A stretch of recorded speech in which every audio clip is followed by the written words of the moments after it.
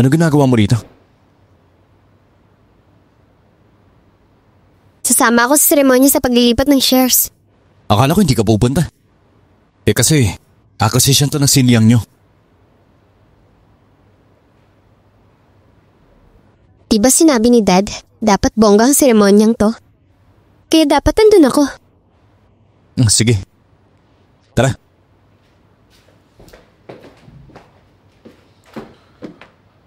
Bakit may dala ka mga damit? Damit ko to. Magpapalit lang ako doon. Sige.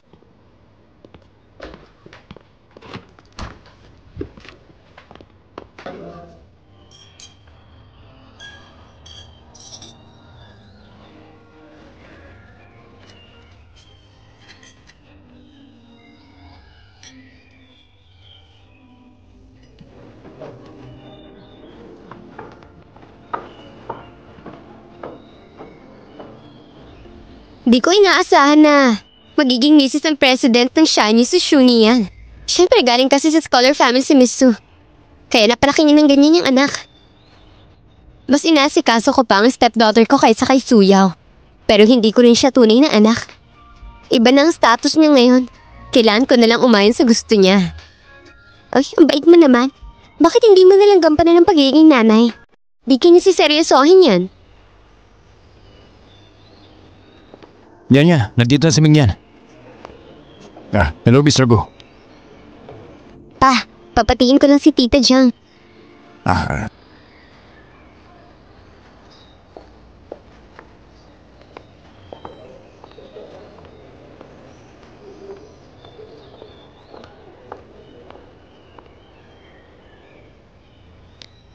Sunyan, huwag mo sabihin nakikialam kami ha. Maagang nawala ang nanay mo. Kung di dahil sa sipag ng stepmom mo sa pagpapalaki sa'yo, magkakaganyan ka ba ngayon? Oo, huwag ka mawawala ng utang na loob.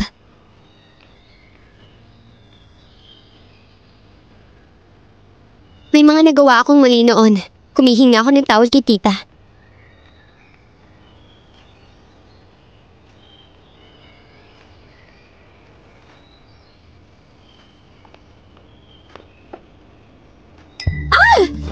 Ano ba problema mo? Sinasadya mo ba yon? O sisimula ng seremonya?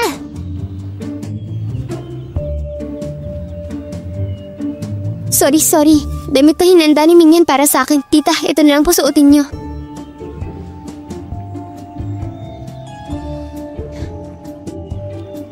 Sige na nga. Hindi na ako magtatampo sa anak ko. Magpapalit muna ako.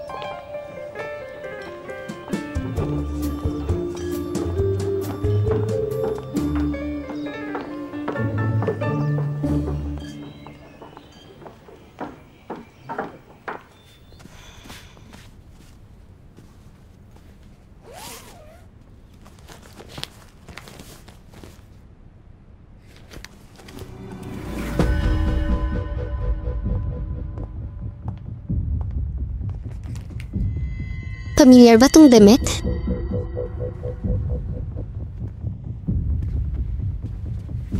Anong ibig mo sabihin? Binili ko to sa isang espesyal na lugar. Sakto. Ang nakapangalan sa resibo, Jiang Wanli rin. Anong balak mo? Hindi ka naman talaga galing sa scholar family. Waitress ka lang na nagkunwaring sosyal. At Shuyo, hindi anak ng ex-husband mo. Anak siya sa labas ng tatay ko. Matagal bago pa mamatay si mama. Kayo na ng tatay ko. Ano ngayon? Alam ng tatay mo kung ano klaseng tao ako. Akala mo may katiting ka lang na ebidensya, mabablackmail mo na ako? Ang babaw mo! Hindi kailanman iiwan ni Dad si Mama para sa'yo. Halika, harapin mo si Dad kasama ko.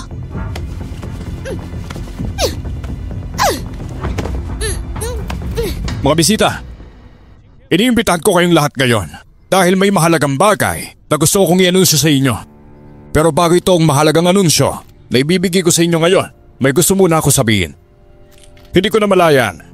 Sa Xinliang ako nagtrabaho ng halos 10 taon na.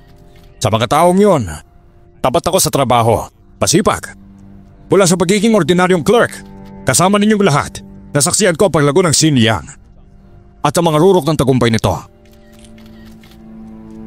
Pero, tumanda rin ng mga tao, hindi ba? Humihina rin.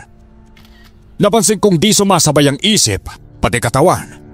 Kaya napagpasyahan kong magretiro. Siyempre, mabigat sa loob.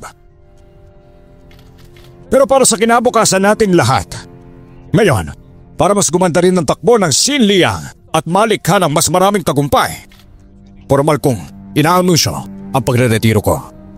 Salamat sa pag-unawa. Salamat sa lahat, sa araw, trabaho man o personal. Kagaya ka pa rin ng nanay mo noon na tanga. Sa totoo lang, ang gusto ng tatay mo yung masunurin. Ako yun. Siya ang nagpumilit sa relasyon namin at nag-ayos ng identity ko. Para maging Miss Shu ako. Kung may sisisihin ka, yung nanay mong walang kwenta. Di kaya kuhanin ng lalaki. Kahit buhay pang nanay mo, kahit magtulungan pa kayo, di niyo ako matitinag. Ginamot! Bilisan nyo! Hanapin nyo! Wala pang remote, Miss Suzu! Huwag mo tinisip sa akin!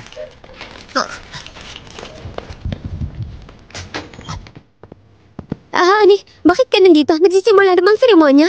Ano kabalastugan yung sinabi mo kanina? Naka-broadcast lahat sa labas! Ha? Junia! Sige, subukan mo pang hawakan siya. Honey, lahat ng mga sinabi ko hindi naman yung totoo lahat eh. Piniframe lang ako ng anak mo. Ninyan, bakit mo ba ginagawa to? Oo, ginawa ko lahat ng to. Gumawa lang naman ako ng paraan para maibunyag sa'yo lahat ng kalokohan niya. Honey, nakapagsabi ako ng mga bagay na mali. Oo, inaamin kong mali ako. Pero totoo naman ang pagmamahal ko sa'yo. Itong anak mo. Itong si Shunian, gusto-gusto niya talaga sirain ang pamilya natin. Julian, kung may problema ka, sa akin mo sabihin ng pribado. Huwag mong ipahiya. Pamilya so binabagsak mo ngayon. Mukha mo din ang dinudugisan mo. Ha? Bakit mo ito ginagawa sa akin? Tama nga, reputasyon lang ang iniintindi niya.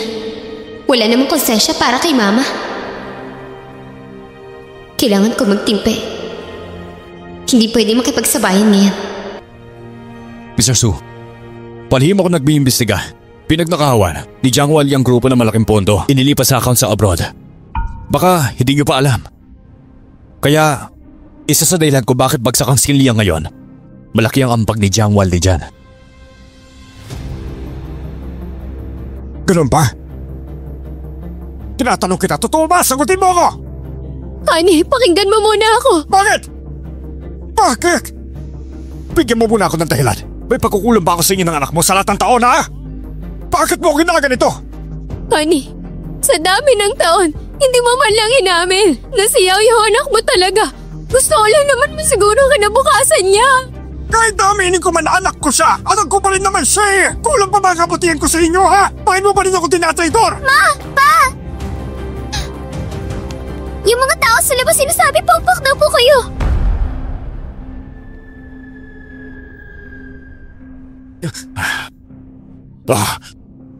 Ang dami ng bisita. Asikasuhin ko muna sila. Ikaw, huwag kang gumawa ng eksena. Pa! Honey! Honey! Tumahimik ka! Ma, anong nangyari? Huwag kang umalis. Babas ka at magpaliwanag ka.